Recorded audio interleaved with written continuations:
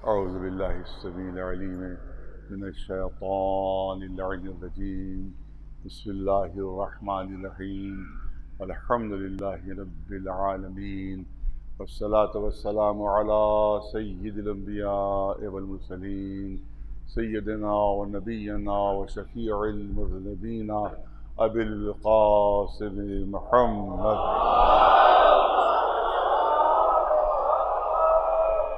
وأهل بيته الطيبين الطاهرين المعصومين. أما بعد، فقد قال الله سبحانه تبارك وتعالى في كتابه المبين وهو أصدق القائلين: ما آتاكم الله فخذوه وما نهاكم عنه فانتهوا واتقوا الله إن الله شديد العقاب. صلوات بھیجیں محمد.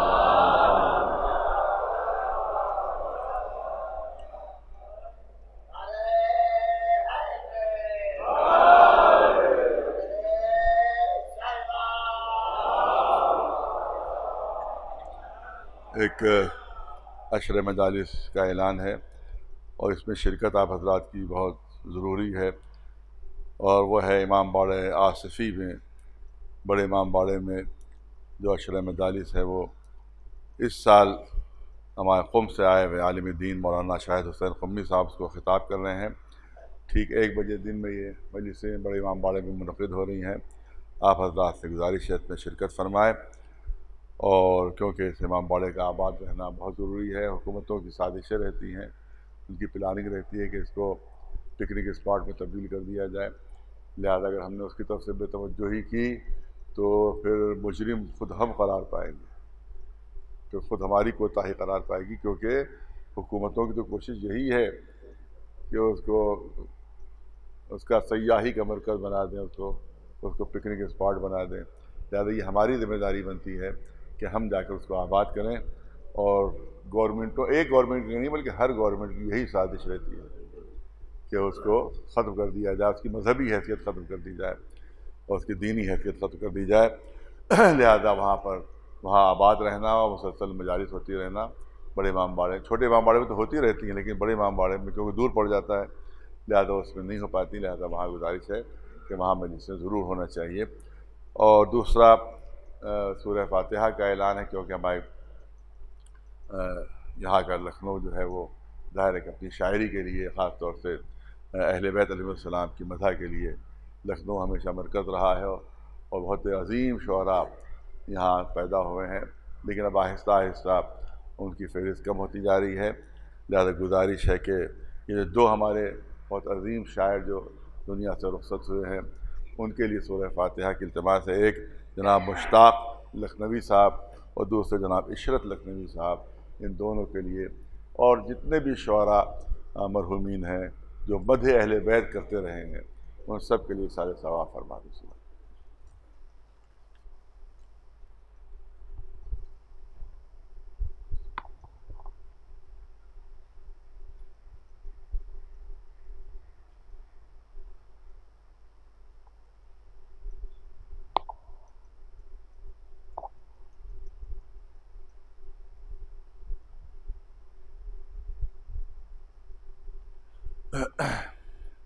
اب بیچ بیچ میں کچھ سفر بھی درپیش ہو جاتے ہیں، لہذا بھی 1 دن پہلے باہر جا کر بھی مجلس پڑھنا پڑی، اور جبکہ بالکل ڈاکٹر نے سفر سے منع کیا پیٹھ کی تکلیف کی وجہ سے، اور ظاہر ہے کہ وہاں قدیمی امام باڑے ہیں اور قدیمی سب ممبر بھی ہیں بنے ہوئے، لہٰذا جس ممبر پر میں بیٹھا تھا تو اس میں کچھ وہ پیچھے جو لکڑی لگی ہوئی تھی پورے مجلس بھر وہ پیٹھ پہ چپتی رہی تو اسے 1 گھنٹے تک وہ مجلس وہاں، اس کا فرمائش یہ ہوتی ہے کہ 1 گھنٹے سے کم نہ پڑی اور ممبر ایسا بناتے ہیں کہ کوئی زیادہ دیر پڑھ نہ سکے اس کی وجہ سے کچھ تھوڑی سی تکلیف میں اضافہ ہو گیا، اسی لیے آپ دیکھ رہے ہوں کہ تھوڑی سی مجلس کم ہو جاتی ہے، تھوڑی چھوٹی مجلس ہو جاتی ہے، اسی لیے، اور دھیمے دھیمے بھی پڑھتا ہوں کہ خدا نہ خواستہ اگر زیادہ تکلیف بڑھ گئی تو پھر بڑی مشکل میری ہو جائے گی۔ بہرحال یہ تو میں تو سمجھ رہا ہوں کہ یہ اہل بیت کا کرم ہے اور ان کی عنایت ہے کہ میں آپ کی خدمت میں حاضر ہوں۔ ورنہ ڈاکٹر کہتے ہیں کہ صرف دوا کافی نہیں ہے، بلکہ آپ کو کم از کم 1.5-2 مہینے آرام، بیڈ ریسٹ جس کو کہتے ہیں، بس بستری پہ لیٹے رہیے، ہلیے نہیں۔ لیکن میں آپ کے سامنے حاضر ہوں، تو بہرحال ہم اس کے اہل بیت علیہ السلام کا انتہائی کرم ہے کہ ہمیں خدمت کا موقع عنایت فرما رہے ہیں۔ صلوات بھیجے بر محمد و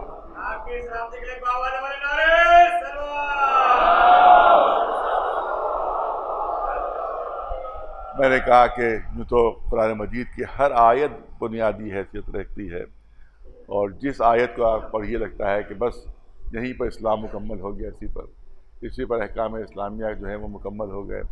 لیکن یہ آیت کریمہ جو ہے وہ جو بنیادی بالکل حیثیت رکھتی ہے کہ ما آتاکم الرسول فخذوہ وما نہاکم عنہ فانتہوا، جو رسول لے لے، جو رسول دے دے وہ لے لو، اور جس سے رسول روک دیں اس سے رک جاؤ۔ تو یہ عزاداری ہمیں رسول ہی نے دی ہے، یہ مجلسیں ہمیں رسول ہی نے دی ہیں، یہ ماتم رسول ہی نے دیا ہے، یہ غم رسول ہی نے دیا ہے، یہ آنسو رسول ہی نے دیے ہیں۔ لہذا یہ جو کچھ بھی ہو رہا ہے وہ بدعت نہیں ہے، عین سیرت رسول اللہ ہے۔ صلوات بھیجو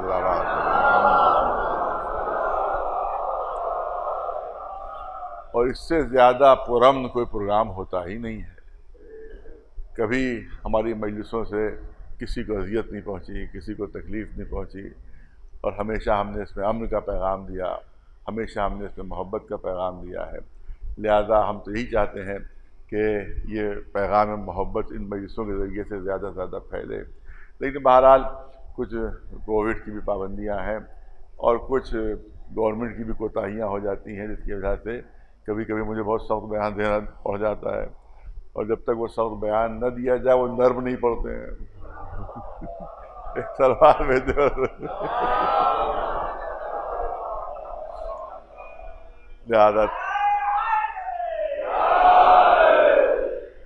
لہذا وہ 3-4 دن سے مسلسل ہم لوگ کوشش کر رہے ہیں، یہاں تک کہ یوگی جی سے بھی ملے، اس پر بھی لوگوں نے اعتراض کیا کہ اور مولویوں کو کیوں نہیں لے گئے ساتھ میں۔ ہم نے کہا کہ اور مولویوں نے کبھی کسی تحریک پہ ساتھ دیا ہوتا تو لے جاتے،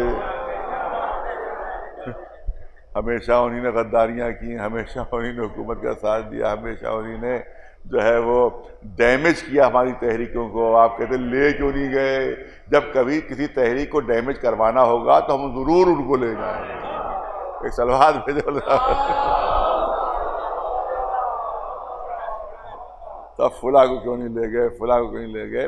ہمارے ساتھ صرف چند مولوی ہیں جو ہمارے ساتھ جاتے رہتے ہیں، لیکن اتفاق سے وہ تشریف فرما نہیں تھے، لہذا وہ بھی ساتھ نہیں تھے۔ مولانا رضا حسین صاحب بھی بھوپال تشریف لے گئے، مولانا حبیب حیدر صاحب بھی تو باہر تشریف لے گئے، یہی 2-4 مولوی ساتھ رہتے ہیں۔ بقیہ ہر مولوی نے کبھی ساتھ دیا ہو تو ساتھ لے جائیں۔ لہذا وہ احمقانہ جملہ کہا جاتا ہے ساتھ کو نہیں لے گئے، صاحب اکیلے یہی ہیں اور مولوی نہیں ہے؟ مولوی بہت ہے، کشمیر میں بھی بہت مولوی ہے، لیکن ہر ایک جو ہے وہ جلوس کا وہاں مخالفت کر رہا ہے۔ یہاں بھی بہت مولوی ہیں ماشاءاللہ، کمی نہیں ہے، اضافہ ہوتا چلا جا رہا ہے۔ وہاں پہلے تو بڑی خوش قسمتی لکھنؤ کی ہے کہ لکھنؤ میں کوئی آیت اللہ اس سے پہلے نہیں تھا، لیکن اب الحمدللہ یہاں پر آیت اللہ بھی ہو گئے ہیں، سب کچھ ہو گئے ہیں۔ لہذا ہمیں تو بڑی خوشی ہوتی ہے اس سلسلے سے، یہ نہیں کہ کوئی کہے کہ ہمیں کچھ مخالفت ہے، بلکہ خوشی ہوتی ہے۔ ایک کمی بہت بڑی تھی کہ جو پوری ہو گئی۔ صلوات بھیجے پر محمد و آل محمد۔ لہذا لیکن کبھی کسی تحریک میں کسی نے ساتھ نہیں دیا ہمارا، کبھی کسی موقع پر کسی نے ہمارا ساتھ نہیں دیا، تو اب کہا جا رہا ہے ساتھ نہیں لے جاتے، ساتھ نہیں لے جاتے، تو ان کو ساتھ لے جا کر اپنے کو نقصان ہی پہنچا سکتے ہیں، فائدہ نہیں پہنچ سکتا ہے ان کی وجہ سے۔ لہذا میں نے ظاہر ہے کہ پھر مجبوراً جو ہے وہ مجھے تنہا جانا پڑتا ہے، یا 2-4 لوگ ہمارے جو ہیں وہ ساتھ ہو جاتے ہیں جو تحریکوں میں ہمارے ساتھ رہے ہیں۔ لہذا وہاں پر بات ہوئی یوگی جی سی پہ، انہوں نے پورا وعدہ کر لیا تھا کہ ہاں گائیڈ لائن جو ہے ہم وہ جاری کر رہے ہیں۔ ہم نے کہا کہ بھئی ہر طرف ہنگامہ مچا ہوا ہے، پولیس والے زیادتیاں کر رہے ہیں، وہ کہہ رہے ہیں ہمیں کوئی آرڈر ہی نہیں ہے، ہمیں کوئی آرڈر ہی نہیں ہے، ہمیں کوئی آرڈر ہی نہیں ہے، لہذا ہم کیا کریں کیا کریں۔ لہذا ان سے کہا، اس کے بعد بھی جب نہیں کوئی اعلان ہوا تب مجبوراً مجھے یہ اعلان کرنا پڑا کہ میں امام باڑہ غفراماب میں آج کی مجلس کے لیے میں نے اعلان کیا تھا کہ میں آج کی مجلس امام باڑہ غفراماب میں نہیں پڑھوں گا۔ تو اب پھر دشمنوں کو موقع مل گیا، ان کے ساتھ خود ہی تو کہہ چکے تھے کہ مجلس میں خود احتجاج ہے، لہذا اب یہ مجلس ملتوی کر رہے ہیں، اور اس سے پہلے جو مجلسیں ملتوی ہوئی تھیں اس پر کہا تھا کہ صاحب وہ غلط ملتوی ہوئی مجلسیں جو ہے وہ کیونکہ مجلسیں خود احتجاج ہیں، تو میں نے ادھورا اعلان کیا تھا کہ کہیں لوگوں کا ہارٹ فیل نہ ہو جائے، کہیں ان گورنمنٹ کے ایجنٹوں کا ہارٹ فیل نہ ہو جائے کہیں، لہذا میں نے ادھورا ہی اعلان کیا تھا۔ میں نے میرا اعلان یہ تھا، پہلا اعلان یہ تھا کہ یہاں مجلس نہیں پڑھوں گا، یہ تھوڑی کہا تھا کہ مجلس ہی نہیں پڑھوں گا، یہ تھوڑی کہا تھا ان لوگوں احمقوں کو، ان کو پرشاسن کے ایجنٹوں کو موقع مل گیا ہمارے خلاف وہ کرنے کا، مخالفت کرنے کا۔ ارے صاحب خود ہی تو کہہ رہے تھے کہ صاحب مجلس ملتوی نہیں ہونا چاہیے، اور خود ہی ملتوی کر دی۔ تو ہم نے یہ کہا تھا کہ بھائی یہاں نہیں پڑھوں گا، یہ تھوڑی کہا تھا پڑھوں گا نہیں۔ لہٰذا میرا پروگرام یہ تھا کہ اگر گائیڈ لائن نہیں آتی تو یہ مجلسیں وکٹوریہ اسٹریٹ پر ہوتی ہیں۔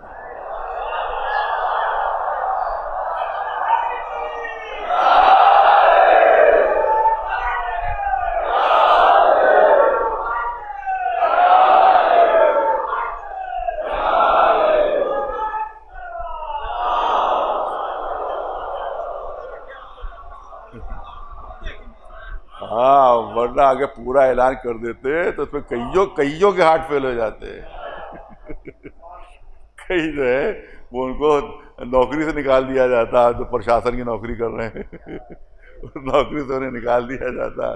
لہذا ہم نے صرف ایک حصہ اپنے بیان کا پیش کیا تھا کہ دیکھیے اس پر اگر بیان نہیں آتا، ان کا گائیڈ لائن نہیں آتی ہے، تو پھر شام ہی کو دوسرے حصے کا بھی اعلان ہو جاتا کہ یہ مجلس منتقل ہو جائے گی وکٹوریہ اسٹریٹ پر۔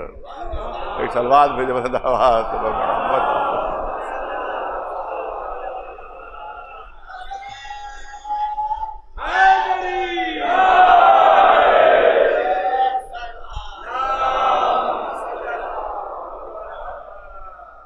اسی لیے قومی گدھوں کو موقع نہیں ملا کہ وہ اس کے خلاف کچھ کہہ سکے، کیونکہ میں آخری وقت اس کو اعلان کرنا تھا۔ لہذا لیکن اللہ کا شکر ہے کہ وہ اسی بات ہی پر گائیڈ لائن آ گئی، اور یہ سب جو ہے کوئی اپنے فلاں جگہ سے اعلان کر رہا ہے کہ ہم نے کروا دیا، وہ کہہ رہا ہے فلاں جگہ سے اعلان کر رہا ہے ہم نے کروا دیا فلاں، اور یہ سب پورے کمبخت ہمیشہ جھوٹ بولتے ہی رہتے ہیں کہ ان کی پوری کشتی ہی جھوٹ کے پانی پر چل رہی ہے۔ ان کے آباء و اجداد جھوٹ بولتے چلے آئے، اب انہی کی سیرت پہ یہ خود بھی عمل کر رہے ہیں، ویسے ہی جھوٹ یہ بھی بول رہے ہیں جیسے ان کے باپ دادا بولا کرتے تھے۔ ایک سلوات بھیجے بھلے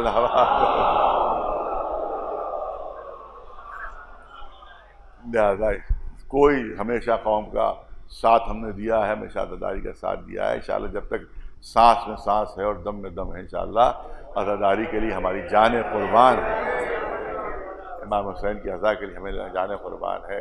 اور یہ جب اس زمانے میں ارے بھیا کتے کی توہین نہ کیجیے بھیا، ایک سلوات بھیجے بربا۔ ہم نے کہا کتے کی توہین نہ کیجیے بھیا، وہ خفا ہو جائے گا۔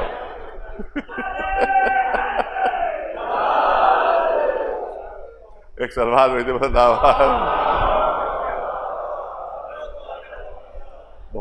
آپ یاد رکھیں، عجیب ماحول ہے، عجیب انداز ہے۔ میں اسی لیے کہتا ہوں کہ کسی بھی جو میرے خلاف بیان آیا اس کو کوئی جواب نہ دیا جائے، اس کو ایک جواب یہ ہے کہ بلاک کیا جائے، صرف ایک جواب یہ بلاک کیا جائے۔ کیوں؟ کیونکہ ان کو میرے خلاف جو بیانات دیتے ہیں اس کی قیمت ملتی ہے، ان کو رقم ملتی ہے، ان کو دہاڑی ملتی ہے، ان کو مزدوری ملتی ہے، یہ پرشاسن سے بھی مزدوری ملتی ہے ان کو، اور اس کے بعد جب یہ اسرائیل ایمبیسی جاتے ہیں تو وہاں سے پیسے ملتے ہیں، سعودی ایمبیسی جاتے ہیں وہاں سے پیسے ملتے ہیں، کیونکہ صرف میں ہی اکیلا ہوں کہ جو میری طرف سے سعودی عرب کے خلاف بھی مظاہرے ہوا کرتے ہیں، اور امریکہ کے خلاف بھی مظاہرے، اور اسرائیل کے آج تک پورے انڈیا میں کسی کی ہمت نہیں ہوئی کہ اسرائیل کے خلاف مظاہرہ کر سکے۔ اسرائیل کے خلاف مظاہرہ کرنے والے ہم ہیں، اسرائیل کے خلاف مظاہرہ کرنے والے ہم ہیں۔ جس وقت یہاں پر امریکہ کا صدر آ رہا تھا، 4-5 سال پہلے کی بات ہے، امریکہ کا صدر آ رہا تھا تو میں نے اعلان کیا تھا مظاہرے کا، پورے ہندوستان میں اس کے آنے پر کسی مسلمان کی ہمت نہیں ہوئی کہ اس ظالم کے خلاف کہ جو فلسطینیوں کا قتل عام کروا رہا تھا اس کے خلاف ایک لفظ بول سکے، اس کے خلاف ذرہ برابر مظاہرہ کر سکے، لیکن یہ ہم نے اس کے خلاف مظاہرہ کیا تھا، اور یہاں پر عاصی مسجد سے جلوس گیا تھا اور وہاں باہر تک نکلا تھا وہ، تو پورے ہندوستان میں صرف عاصی مسجد سے احتجاجی جلوس نکلا تھا امریکی صدر کے خلاف۔ تو کیا ان کو خبر نہیں ہوگی؟ کیا ان کو اطلاع نہیں ہے؟ کیا وہ بہرے گونگے ہیں؟ وہ یہاں کے ایک ایک چیز کی اطلاع ان کو ہے۔ کتنے آدمی یہاں شریک ہوئے اس مجلس میں، یہ اطلاع ان تک ہے۔ کتنے لوگ شریک ہو رہے، کتنی دیر مجلس ہوئی، یہ سب اطلاع ان تک ہے، ایک ایک لمحے کی اطلاع پہنچتی ہے۔ لہذا اب یہ جو ایجنٹ ہیں ان کے وہاں جا کر قیمت وصول کرتے ہیں کہ ہم نے اتنے خلاف بیانات دیے ہیں، اتنے SMS جاری کیے ہیں، اتنا واٹس ایپ پر لکھا ہے، لائیے مزدوری دیجئے، لائیے مزدوری دیجئے۔ لہذا جب آپ کو بلاک کر دیں گے اور کوئی ان کو دیکھے گا نہیں تو ان کی مزدوری بھی بلاک ہو جائے گی۔ لہذا کوئی جواب نہیں، تو کوئی جواب کی ضرورت ہی نہیں، کیونکہ جب وہ مزدوری پا رہے ہیں تو آپ کچھ لکھ دیجئے، وہ تو لکھتے ہی رہیں گے، کیونکہ ان کو تو مزدوری مل رہی ہے، ان کو تو اس کی قیمت مل رہی ہے، اس کا تو صلہ مل رہا ہے، لہذا وہ تو رک سکتے ہی نہیں، رک سکتے ہی نہیں۔ کچھ بھی آپ کر دیجئے، میں اللہ ایک بھی کہوں گا اس کی بھی مخالفت کہیں گے کہ دیکھیے ایک دھیمے سے کہا، اللہ زور سے کہا تھا، لہذا یہ اللہ کو ماننے والا نہیں ہے۔ تو وہ تو آپ کے لیے معین ہی کیے گئے ہیں، وہ مزدور ہیں، مزدور ہیں، یہ اسرائیل کے مزدور ہیں، یہ سعودی عرب کے مزدور ہیں، یہاں کے پرشاسن کے مزدور ہیں، یہ سیاسی جماعتوں کے مزدور ہیں۔ لہذا ایسا کام کیجئے کہ ان کو مزدوری ملنے نہ پائے، اور وہ کام یہی کہ ان کو بلاک کر دیا جائے، ان کو کوئی دیکھے ہی نہیں، تب کہیں جا کر ان کی سازش جو ہے وہ کمزور پڑے گی۔ ایک سلوات بھیجے بلا دعویٰ۔ اب میں چاہتا ہوں کہ جو بات شروع کی ہے اس کو مکمل کیا جائے۔ میں نے ایک حدیث پیش کی تھی کہ حسین منی وانا من الحسین، احب اللہ من احب حسینا وابغض اللہ من ابغض حسینا، ما آتاکم الرسول فخذوہ وما نہاکم عنہ فانتہوا۔ جو رسول دیں وہ لے لو، جس سے روک دیں وہ رک جاؤ۔ لہذا بہترین حدیث ہے، آپ دیکھیں، جس میں رسول فرما رہے ہیں کہ حسین مجھ سے ہے اور میں حسین سے ہوں، اور اس کے بعد رسول اللہ کی دعا ہے کہ پالنے والے اسے دوست رکھنا جو حسین کو دوست رکھے، اور اسے دشمن رکھنا جو حسین کو دشمن رکھے۔ اس کا مطلب یہ ہے کہ جتنے بھی دشمنان امام حسین ہیں وہ صرف امام حسین کے دشمن نہیں بلکہ اللہ کے دشمن ہیں۔ یہ میں نے بات کہی تھی، لیکن میں ذرا اضافہ اس میں کچھ کرنا چاہتا ہوں، بات رہ گئی تھی، یہ بھی بہت اہم بات ہے کہ جو پہنچانا بہت ضروری ہے، بہت ضروری، کیونکہ یہ باتیں وہ ہیں جو کہی جاتی ہیں، یہ نہیں کہ فرضی ہم تصور کر کے اور اس کے بعد اس کو بیان کر رہے ہیں، کہ وہ باتیں مسلسل کہی جاتی ہیں، اور وہ بات یہ کہی جاتی ہے کہ چلیے قابل لعنت ہیں حسین کے دشمن و قاتل، تو آپ شبر کو برا کہیے، آپ حرملہ کو برا کہیے، آپ سنان ابن انس کو برا کہیے، آپ جو ہے وہ ابن زیاد کو برا کہیے، جو سردار لشکر تھا عمر سعد اس کو برا کہیے۔ ارے آپ یزید کو کیوں برا کہتے ہیں؟ وہ تو 2000 میل دور بیٹھا ہوا تھا، وہ تو کربلا میں تھا ہی نہیں، وہ تو کوفے میں بھی نہیں تھا، کوفے میں ابن زیاد حاکم ہے، لہذا اس کو برا کہہ لیجیے آپ۔ اور اسی طرح سے جو کربلا کے میدان میں قاتل ہیں ان کو برا کہیے۔ ارے آپ یہ یزید کو کیوں برا کہتے ہیں؟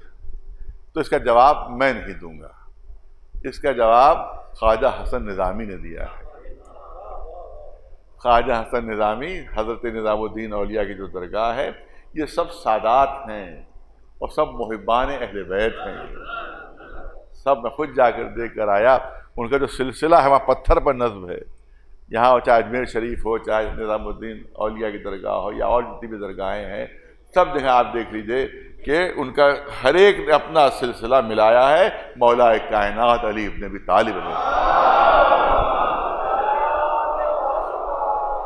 پتھر پر نقش ہے، پتھر پر نقش ہے کہ یہ فلاں کے تھے ماننے والے، وہ فلاں کے، وہ فلاں کے، وہ فلاں کے، یہاں تک کہ سلسلہ پہنچ گیا کہ ہم ماننے والے ہیں، ہم چاہنے والے ہیں مولا کائنات علی ابن ابی طالب علیہ السلام کے، لہذا سب یہ اہل بیت کے چاہنے والے ہیں، یہ مولا کے ماننے والے ہیں۔ اسی لیے ان کے بیٹے، ان سے میری ملاقات، ان سے تو ان کا تو ظاہر کافی عرصے پہلے انتقال ہو، خواجہ حسن نظامی، ان کے صاحبزادے خواجہ حسن ثانی نظامی، اس سے میری ملاقات ہو چکی ہے اور ان کی میں نے تقریریں بھی سنی ہے، اور ایک تقریر ان کا حوالہ میرے ام محترم مولانا کرم فائز صاحب مرحوم نے دیا تھا، وہ میں چاہتا ہوں اس کو بھی جلدی سے پیش کر دوں، کہ شاید پاکستان میں بہت بڑا یوم امام علی ہو رہا تھا، مولا علی کے سلسلے میں 13 رجب کے سلسلے میں ہو رہا تھا، تو خود ام محترم نے فرمایا کہ وہ اہل سنت بہت سے علماء اس میں تقریر کر رہے تھے، تو کہتے تھے کہ عجیب بات تھی کہ تمام مولا علی کے فضائل بیان کرنے کے بعد وہ عالم یہ کہتا تھا کہ سب کچھ صحیح ہے مگر علی کعبے میں پیدا نہیں ہوئے۔ اس کے بعد دوسرا مولانا آیا، اس نے بھی تمام فضائل بیان کیا، ارے خیبر فتح کیا، خندق فتح کیا، یہ کیا وہ کیا وہ کیا، اور آخر میں اس کا مقطع یہی ہوتا تھا کہ سب کچھ صحیح ہے مگر علی کعبے میں پیدا نہیں ہوئے۔ اس کے بعد تیسرا آیا، اس نے بھی یہی دہرایا۔ آخر میں نوبت تھی خواجہ حسن ثانی نظامی، جن کا انتقال تقریباً 8-10 سال پہلے ہوا ہے، میں ان کی خدمت میں وہاں بھی جا چکا، دہلی میں بھی، یہاں بھی وہ تشریف لائے تھے اور بھی ملاقاتیں میری ان سے رہیں، تو وہ تقریر کرنے لگے، بعد میں تقریر وہ ان کو بعد میں تقریر کرنا، تو ام محترم وہاں اس جلسے میں موجود تھے، انہیں نے نقل کیا کہ خواجہ حسن ثانی نظامی جو تھے، انہیں جب تقریر شروع کی تو کہنے لگے یہ سنتے سنتے میرے کان پک گئے، یہ سنتے سنتے میرے کان پک گئے کہ علی کعبے میں پیدا نہیں ہوئے، علی کعبے میں پیدا نہیں ہوئے، علی کعبے میں پیدا نہیں ہوئے، سنتے سنتے میرے کان پک گئے۔ بس ایک ہی جملہ میں کہنا چاہتا ہوں، مجھے یہ بتا دو کہ علی کہاں پیدا ہوئے تھے، ہم کعبہ وہی بنا لیں گے۔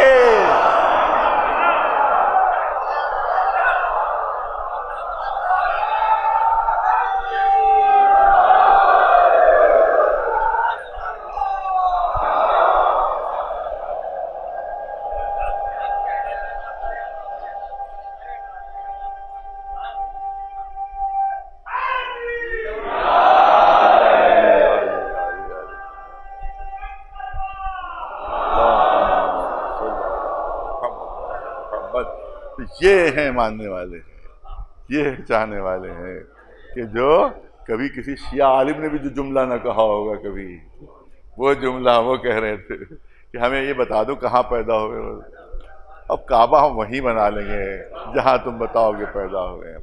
تو ان کے یہ عقیدے ہیں، یہ عقیدے ہیں۔ یہاں پر ایوان غالب میں جلسہ ہو رہا تھا جناب ابو طالب کے اوپر، یوم ابو طالب کے عنوان سے جلسہ، میں اس میں شریک تھا، میں شریک تھا۔ تو اس دن خواجہ حسن ثانی نظامی نے میرے سامنے تقریر کی، جناب ابو طالب کی ایمان پر بہت جو تقریر وہ کی، ایک جملہ انہوں نے کہا تھا کہ میرے باپ میرا، اس کو تو لوگ مشہور ہے خواجہ حسن ثانی نظامی، خواجہ حسن ثانی نظامی، کہا میرے باپ نے میرا نام ابو طالب رکھا ہے، میرا باپ نے میرا نام ابو طالب رکھا ہے۔ تو ابو طالب اگر مشرک ہوتے، معاذ اللہ کافر ہوتے، تو میرا باپ ان کے نام پر میرا نام نہ رکھتا، میرا نام ہی ابو طالب ہے۔ ایک سلوات بھیجے مولانا۔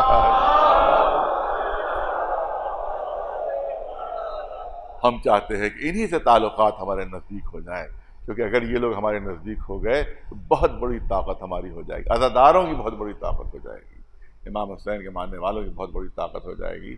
لیکن وہ ہمارے کچھ نادان ذاکرین جو ہیں ان کی وجہ سے یہ معاملات خراب کر دیتے ہیں۔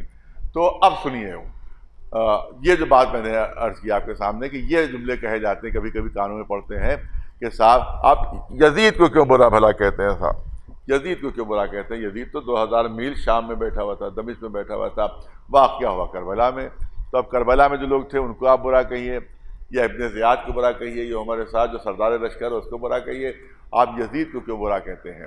تو یہی بات خواجہ حسن نظامی کے سامنے ایک شخص نے کہہ دی، اب ظاہر ہے کہ وہ جواب انہی کا ہے جو میں آپ کے سامنے پیش کر رہا ہوں۔ ایک شخص نے کہہ دی، کہا کہ صاحب آپ لوگ شبر کو برا کہیے، سنان کو برا کہیے، حرملہ کو برا کہیے، جو کربلا میں قاتل ان کو برا کہیے، لیکن یہ کہ جو وہاں اتنی دور بیٹھا ہوا ہے اس کو کیوں برا کہہ رہے ہیں؟ جیسے جناب حسن نظامی کے سامنے اس شخص نے بات کہی تو انہیں نے زمین پر شکن ڈال کر کہا کہ لگتا ہے شخص تیری عقل کتے سے بدتر ہے۔ تو اس کا مطلب کتے سے بدتر بھی لوگ ہوتے ہیں۔ ایک سوال بھیجے، تیری عقل جو ہے وہ کتے سے ہی بدتر ہے، کتے سے ہی بدتر ہے۔ وہ بگڑ گیا، ارے صاحب آپ تو عجیب توہین کر رہے ہیں ہماری. وہ کہہ رہے میری عقل کتے سے بھی بدتر ہے.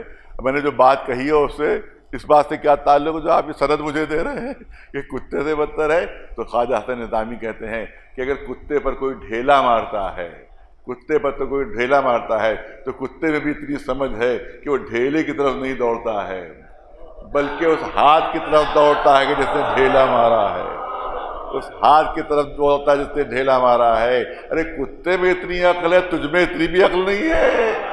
یہ تو دیکھ کہ بھیجے ہوئے کس کے تھے، یہ دیکھ لشکری کس کے تھے، یہ دیکھ انعامات کے وعدے کس کی طرف سے ہوئے تھے. تو جس طرح سے کربلا کے قاتل مجرم ہے، اصل مجرم یزید ہے. یا جہاں ان پر لعنت ہے وہاں اس پر بھی لعنت ہے. ایک صلوات بھیجے بلند آواز سے بر محمد وآلہ.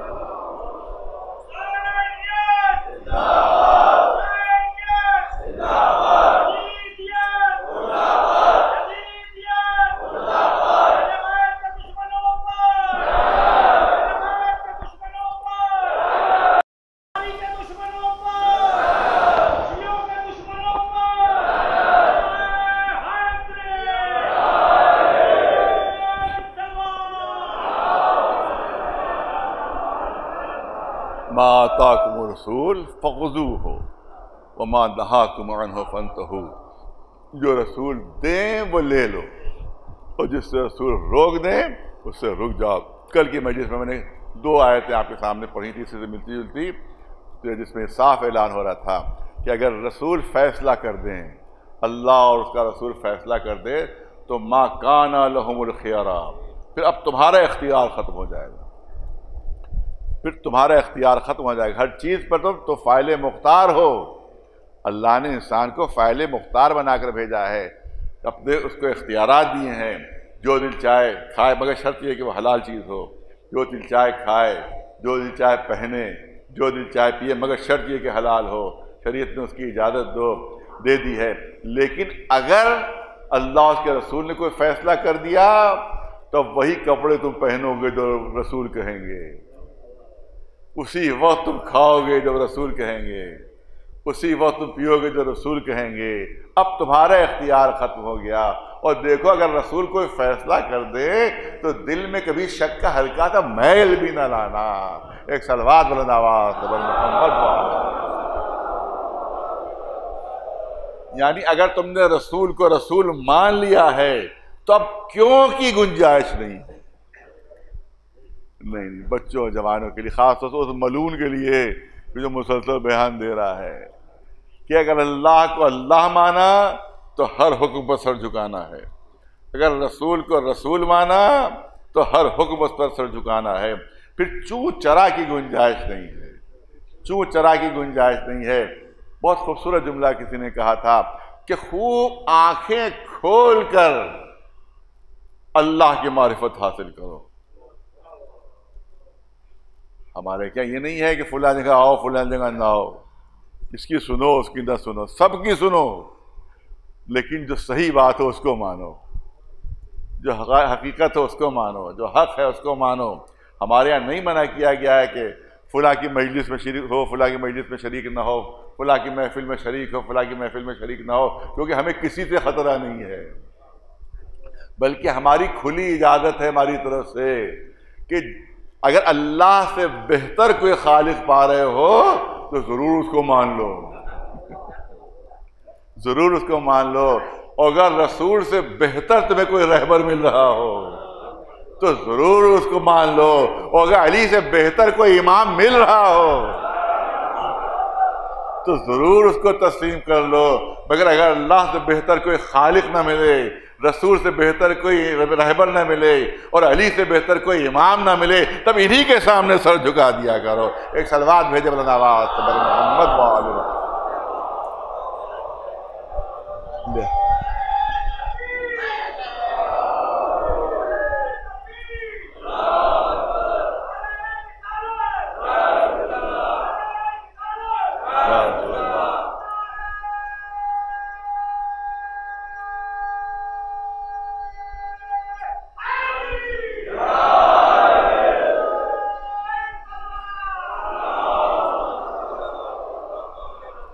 جملہ عرض کرنا چاہتا ہوں، بچوں اور جوانوں کے لیے جملہ عرض کرنا چاہتا ہوں، یہ کیوں شریعت کا یہ حکم کیوں ہے، یہ کیوں ہے، ادھر کیوں ہے، ادھر کیوں ہے، روزہ کیوں ہے، نماز کیوں ہے، حج کیوں ہے، یہ احکام کیوں ہے، یہ کیوں کی کوئی گنجائش نہیں ہے، کیوں کی کوئی گنجائش نہیں ہے۔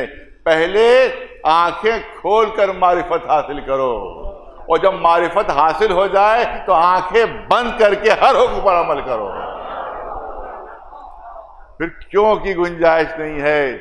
یہاں تک کہ میں ایک آیت کریمہ آپ کے سامنے پیش کرنا چاہتا ہوں، اور وہ اس وقت کی آیت کریمہ ہے، بہت توجہ رہے صاحبان ذوق ہیں، کہ اس وقت کی آیت کریمہ ہے کہ جس وقت مسلمان جو ہے وہ بیت المقدس کی طرف رخ کر کے نماز پڑھا کرتے تھے، بیت المقدس کی طرف رخ کر کے نماز پڑھتے تھے، اور رسول اللہ کی تمنا یہ تھی کہ کعبے کی طرف رخ کر کے نماز ہو، رسول کی تمنا یہ تھی کہ کعبے کی طرف رخ کر کے نماز ہو، اور رسول یہ چاہتے تھے کہ اللہ قبلے کو تبدیل فرما دے، قبلے کو بدل کے کعبے کی طرف کر دے، لہذا اب حکم کا انتظار ہو رہا تھا کہ اللہ کی طرف سے حکم آئے، اللہ کی طرف سے حکم آئے، اللہ کی طرف سے حکم آئے۔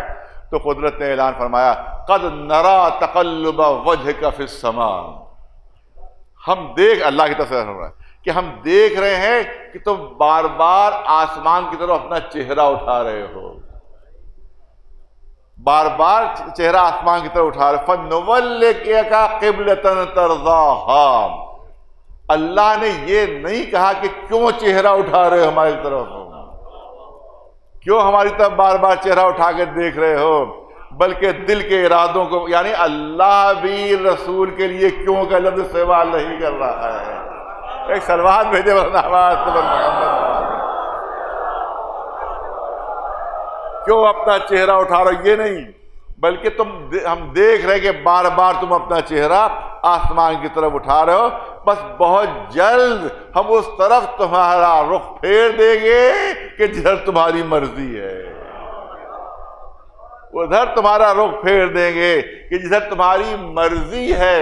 فَوَلِّ وَجْهَكَ شَطْرَ الْمَسْجِدِ الْحَرَامِ، بس فوراً تم اپنا رخ کعبے کی طرف پھیر لو، ہم ادھر تمہارا رخ پھیر دیں گے جس قبلے سے تم راضی ہو۔ ارے توجہ ہے، جدھر تمہاری مرضی ہے۔ کسی مجلس میں بہت پہلے میں نے عرض کیا تھا، وہ بات پھر سے پیش کرنا چاہتا ہوں کہ دیکھیں یہ فرق ہے خلیل اور حبیب میں، یہ فرق ہے خلیل اور حبیب میں، کہ خلیل جناب ابراہیم نے اللہ کی مرضی سے قبلہ بنایا تھا۔ توجہ رہے، توجہ رہے، جناب ابراہیم نے اللہ کی مرضی سے قبلہ بنایا تھا، اور حبیب وہ ہے کہ جس کی مرضی کو اللہ قبلہ بنا رہا ہے۔ جدھر آپ کی مرضی ہے ادھر ہم آپ کا رخ پھیرے دیتے ہیں۔ صلوات بلند آواز پر محمد وآلہ وسلم۔ بس فوراً آپ اپنا رخ، بہت توجہ رہے، فوراً آپ اپنا رخ جو ہے وہ کعبے کی طرف پھیر دیں۔ آج بھی مسجد ذوالقبلتین آج بھی وہاں موجود ہے، اور وہاں کے پر دو قبلے بنے ہوئے ہیں، ایک بیت المقدس کی طرف قبلہ بنا ہوا ہے اور ایک کعبے کی طرف قبلہ بنا ہوا ہے۔ یہ وہی مسجد ہے جہاں رسول نماز پڑھ رہے تھے، حالت رکوع میں تھے، حالت رکوع میں تھے کہ جبریل نازل ہوئے کہ اپنا رخ جو ہے وہ آپ کعبے کی طرف پھیر لیجئے۔ تمام سیرت کی کتابیں دیکھ لو، تمام سیرت کی کتابیں دیکھ لو، ما آتاکم الرسول فخذوہ ما نہاکم عنہ فانتہوا، دیکھو کس نے عمل کیا، کس نے عمل کیا ہے۔ روایت تاریخ گواہ ہے کہ ادھر حکم آیا، رسول مڑے، ساتھ ہی ساتھ علی بھی مڑ گئے، پوری جماعت بیت المقدس کا رخ یہ پڑھ رہی تھی، صرف دو لوگوں نے اپنا رخ پھیرا، یا رسول اللہ نے یا نفس رسول نے۔ تو بتاؤ اس آیے کریمہ پر سب سے زیادہ عمل کرنے والا کون ہے سوائے علی ابن ابی طالب کے، اور کوئی نہیں ملے گا۔ ایک صلوات بھیجو آواز پر محمد وآلہ۔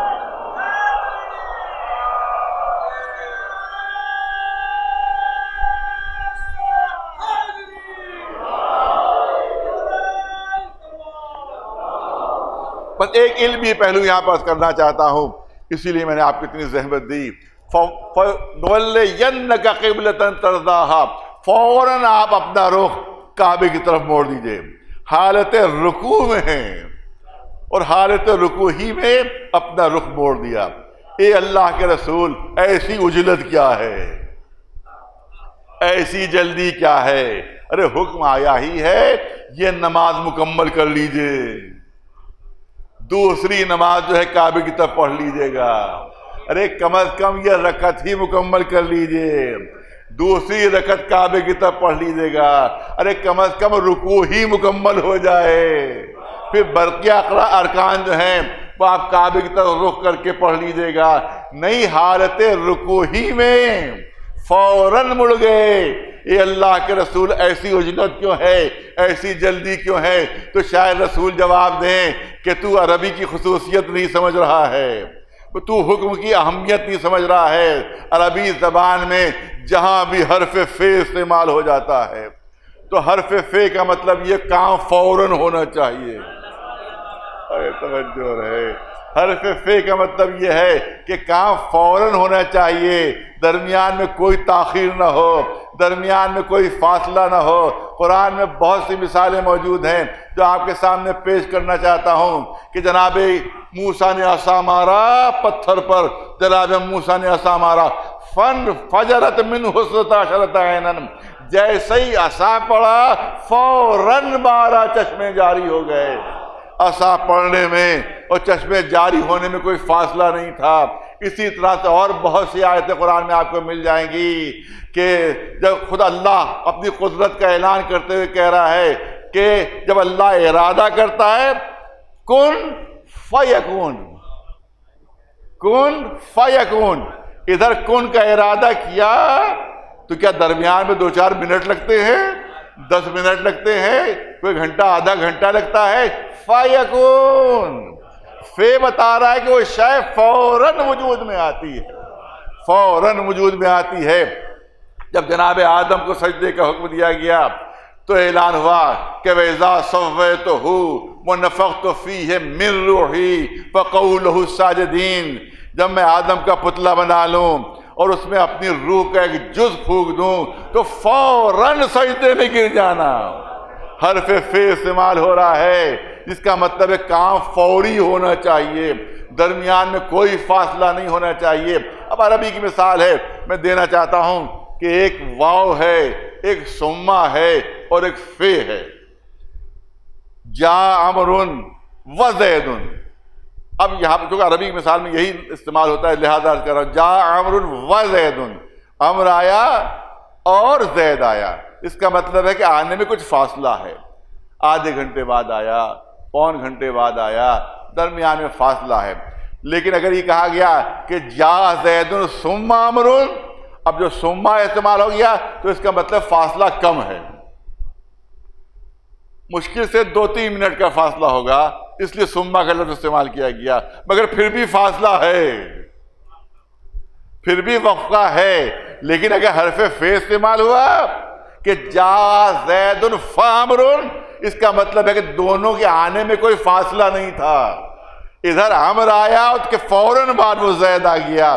اس کا مطلب ہے جہاں پر حرف فے استعمال کرتے ہیں عربی میں وہاں مطلب یہ ہوتا ہے کام فوری ہوا ہے، بغیر کسی فصل کے ہوا ہے. یعنی یوں عرض کروں کہ جب بات کو بلا فصل منوانا ہوتا ہے، ارے توجہ رہے، جب بات کو بلا فصل منوانا ہوتا ہے تو عربی میں حرف فے استعمال ہوتا ہے. قرآن مجید میں اتنی مثالیں پیش کر دیں حرف فے کی. ذرا مجھے مسلمان یہ بھی بتا دیں کہ رسول نے بھی کبھی اپنی زبان پر کسی بھی اعلان میں یہ حرف فے استعمال کیا ہے تو صرف ایک موقع ملے گا کہ جب کجاووں کا منبر بنا ہوا ہے، علی ہاتھوں پر بلند ہے، رسول اعلان کر رہے من کنت مولا فہذا علی مولا. ایک سلوات بھیجے بلند آواز قبل محمد والا.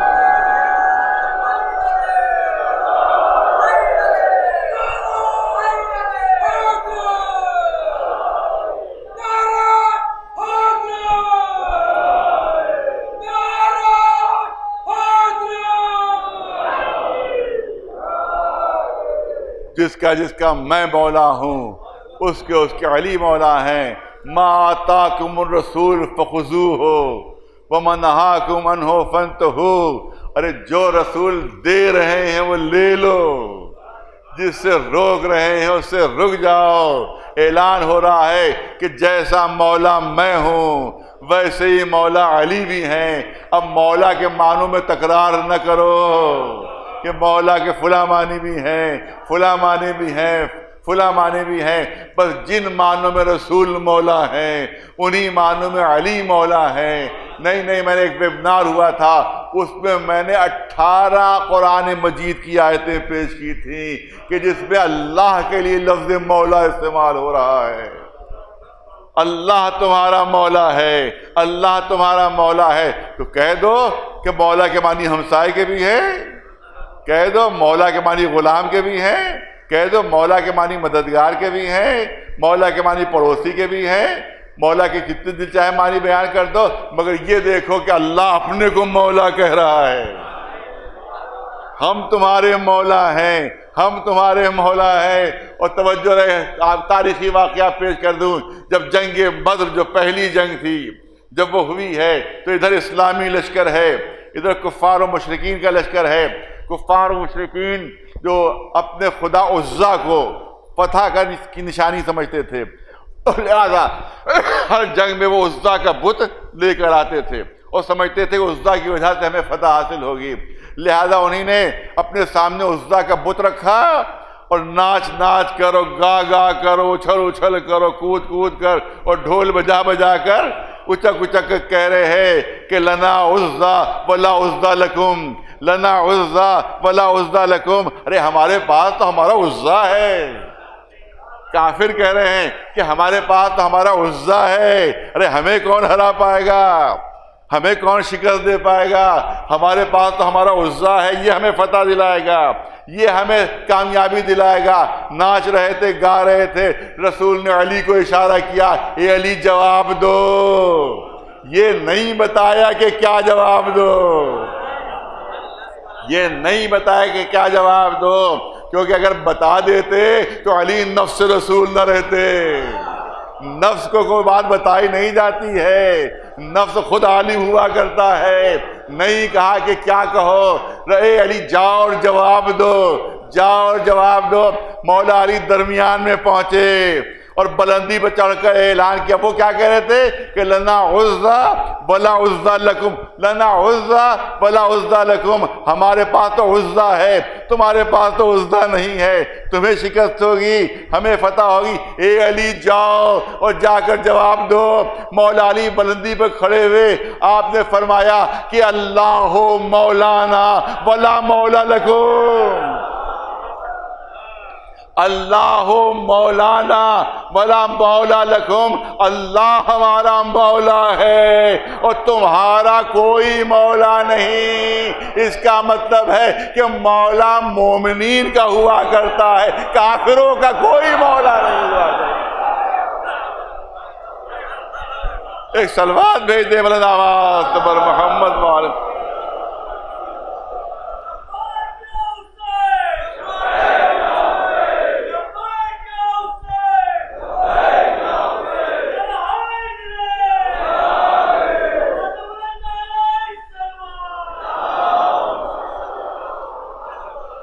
ارے کوئی کہے یہ تو حدیث ہے، یہ تو تاریخ ہے، تم نے کیا کہہ دیا کہ صاحب مولا نہیں ہوتا، مولا ہمارا کوئی مولا نہیں ہے، تم نے کیا کہہ دیا؟ تو اس کا مطلب یہ ہے کہ ہمارا مولا ماننا ضروری ہے، یہ کہاں سے آ گیا؟ تو آؤ قرآن پیش کر دیں تاکہ انکار کی گنجائش نہ رہے۔ پوری اجازت ہے تمہیں علی کو مولا نہ مانو، نہ مانو مولا، آج بھی تمہارا کوئی مولا نہیں ہے، مان لو اس بات کو، تسلیم کر لو اس بات کو۔ صرف مولا علی کا ارشاد نہیں ہے بلکہ قرآن نے علی کے ارشاد کی تصدیق کی ہے۔ بہت توجہ چاہوں گا، اللہ مولانا ولا مولا لکم، مولا علی فرما رہے ہیں کہ ہمارا مولا اللہ ہے اور تمہارا کوئی مولا نہیں ہے۔ قرآن میں آیت دیکھ لیجئے، ان الکافرین لا مولا لہم، جو کافر ہوتے ہیں ان کا کوئی مولا نہیں ہوتا. تو اب قرآن سے بھی انکار کر دو. ایک صلوات بھیجے بلند آواز تو محمد وال.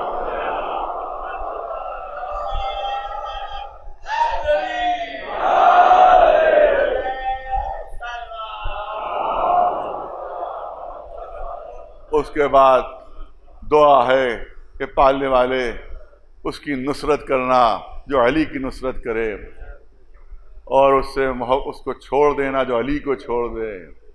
ہاتھوں پر علی کو بلند کر کے دعا مانگ رہے ہیں. کسی مجلس میں نے عرض کیا تھا، شاید یہی فرمافی کی مجلس میں، کہ آداب دعا ہیں.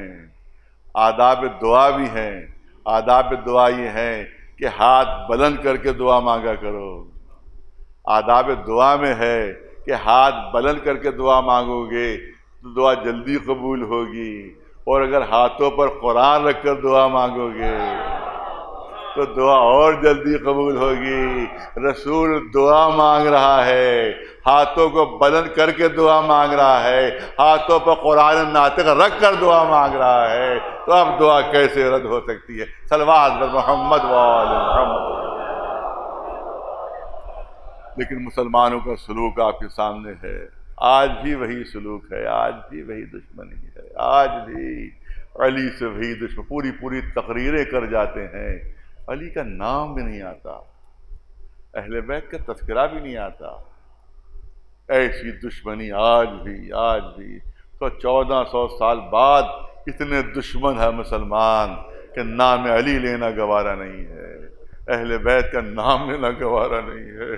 تو تصور کرو 1400 سال پہلے کیسی دشمنی ہوگی، کیسا کینہ ہوگا، کیسی عداوت ہوگی.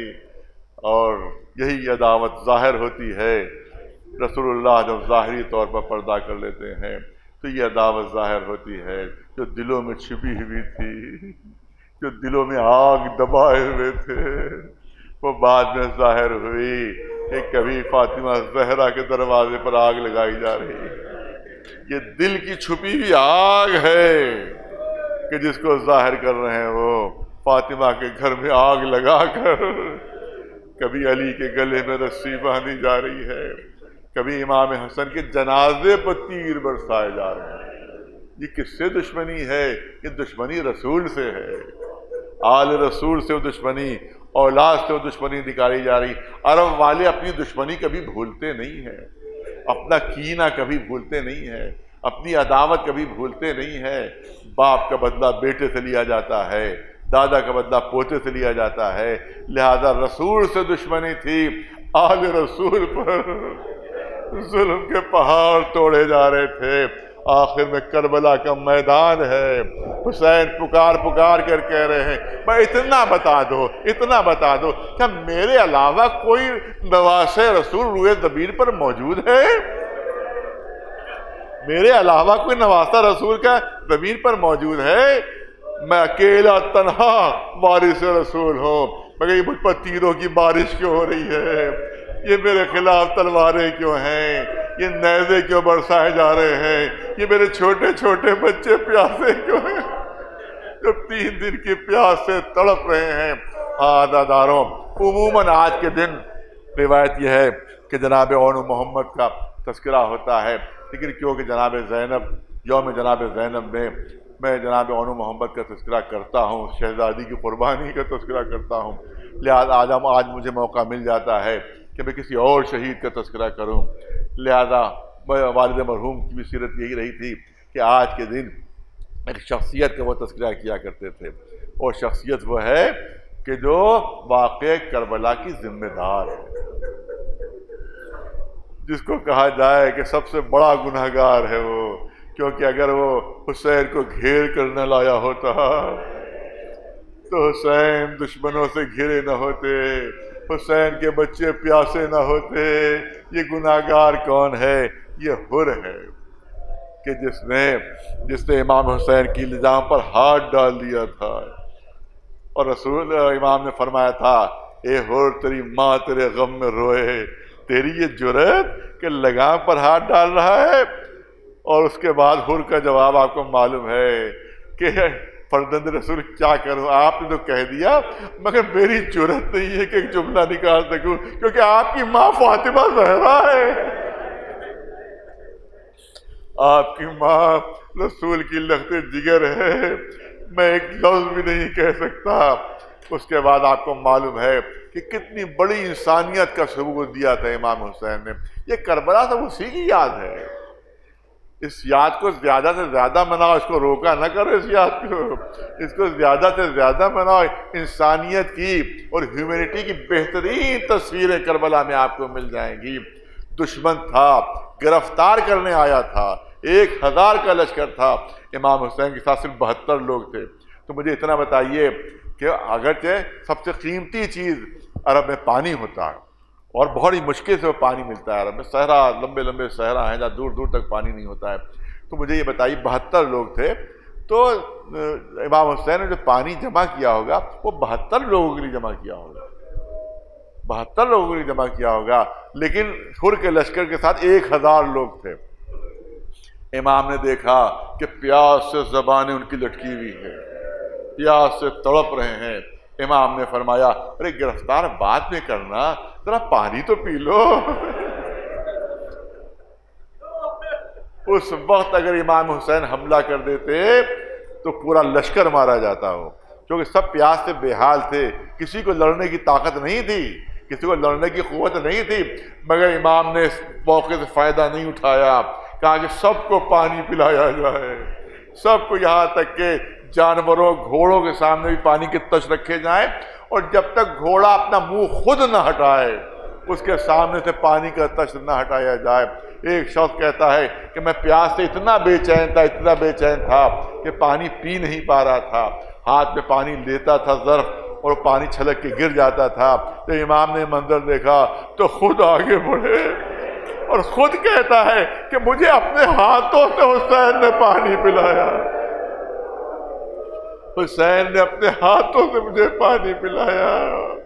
اب ایسا انداز آپ دیکھیں، ایسا کردار آپ دیکھیں، یہ تمام 1000 لوگ کربلا میں موجود تھے، اور حسین کے بچے پیاس سے فریاد کر رہے تھے کہ ہائے پیاس ہمیں مارے ڈال رہی ہے، لیکن کسی کو یاد نہیں آیا کہ حسین نے اپنا سارا پانی، یاد رکھیے گا کہ وہ پانی محفوظ رہتا تو کربلا میں حسین کے بچے پیاسے نہ ہوتے۔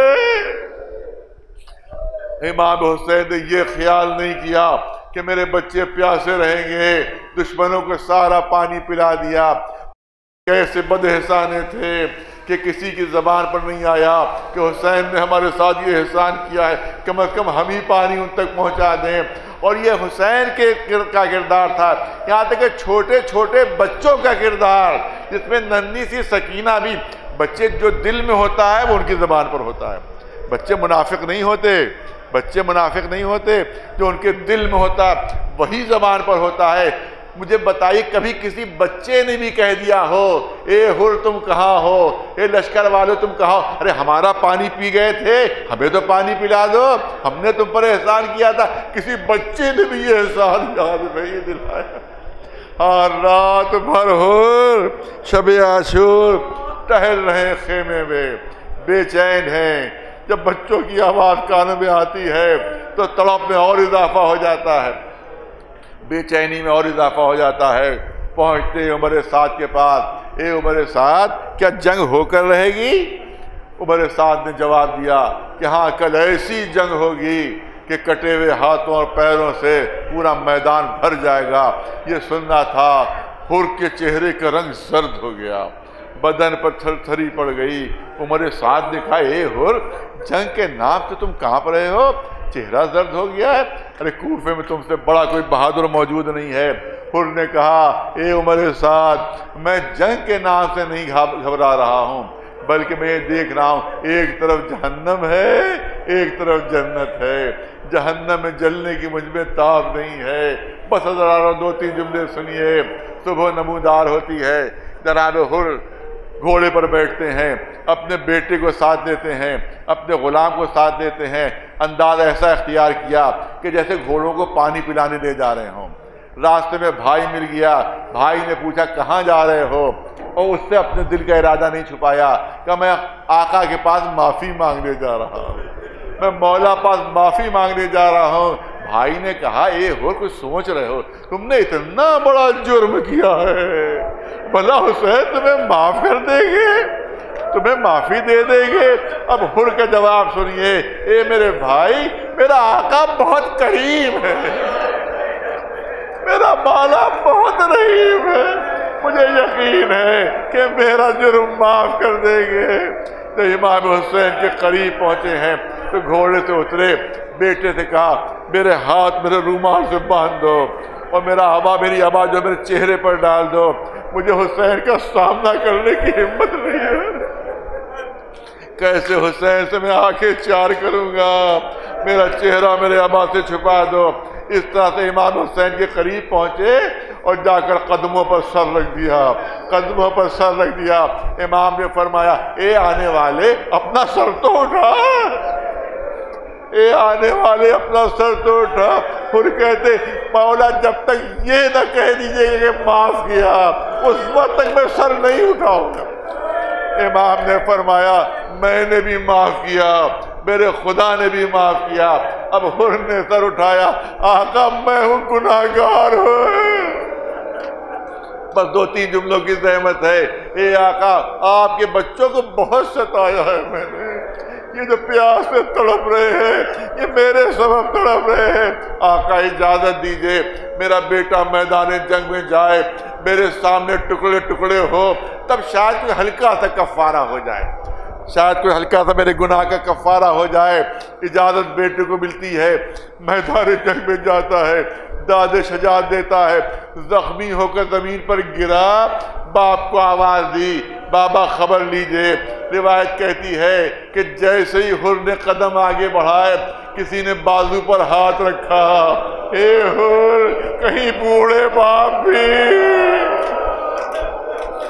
جوان بیٹوں کی لاشوں پر جاتے ہیں، اے حر میں جاؤں گا اور میں تیرے بیٹے کی لاش لے کر آؤں گا۔ حسین پہنچے، والد مرحوم فرمایا کرتے تھے کہ ابھی ابتدائے جنگ ہے، امام کے جسم میں اتنی طاقت تھی کہ گھوڑے سے اترنے کی ضرورت محسوس نہیں کی، بلکہ گھوڑے پر بیٹھے بیٹھے جھکے اور جھک کر جوان کا لاشا اٹھا لیا اور گھوڑے کی پیٹھ پر رکھ دیا۔ وہ فرماتے تھے اب جتنا وقت گزرتا جاتا ہے حسین کی طاقت جواب دے رہی ہے۔ ہاں قاسم کا لاشا لے تو آئے تھے، مگر حال یہ تھا کہ سینے سے سینہ ملا ہوا تھا، پیر زمین پر خط دیتے جا رہے تھے، مگر جب علی اکبر کی لاش پر پہنچے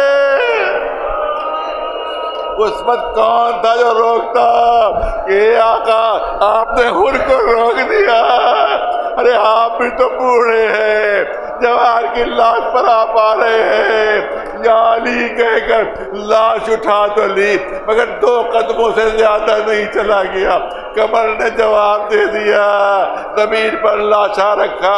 کچھ بچے خیموں سے نکل آئے تھے، حسین نے انہی کو آواز دی اے بنی ہاشم کے بچوں آؤ اور میری مدد کرو۔ بس آخری جملے عزادارو، آگے آگے چھوٹے چھوٹے بچے لاش علی اکبر لیے ہوئے، پیچھے پیچھے حسین، والی اکبرہ والی اکبرہ کہتے ہوئے اس مقام پر پہنچے جہاں قاسم کا لاشا رکھا ہوا تھا۔ دیکھنے والوں نے دیکھا کہ قاسم کی لاش کے قریب علی اکبر کی لاش رکھ دی، حسین دونوں لاشوں کے درمیان بیٹھ گئے، دونوں لاشوں کے درمیان بیٹھ گئے، ایک پہلو میں قاسم کی لاش تھی، ایک پہلو میں علی اکبر کی لاش تھی۔ پھر دیکھا لوگوں نے کہ حسین نے ایک ہاتھ قاسم کی لاش پر رکھا، ایک ہاتھ علی اکبر کی لاش پر رکھا، آسمان کی طرف چہرہ بلند کیا، پالنے والے تو دیکھ رہا ہے میں غریب ہو گیا، میں بے سہارا ہو گیا، اے میرے پالنے والے۔ اب حسین کے دامن میں کچھ نہیں رہا، ارے جو بھی تھا وہ تجھ پر نچھاور کر دیا، اب حسین کا دامن خالی ہو چکا ہے، حسین کے دامن میں اب کچھ باقی نہیں ہے۔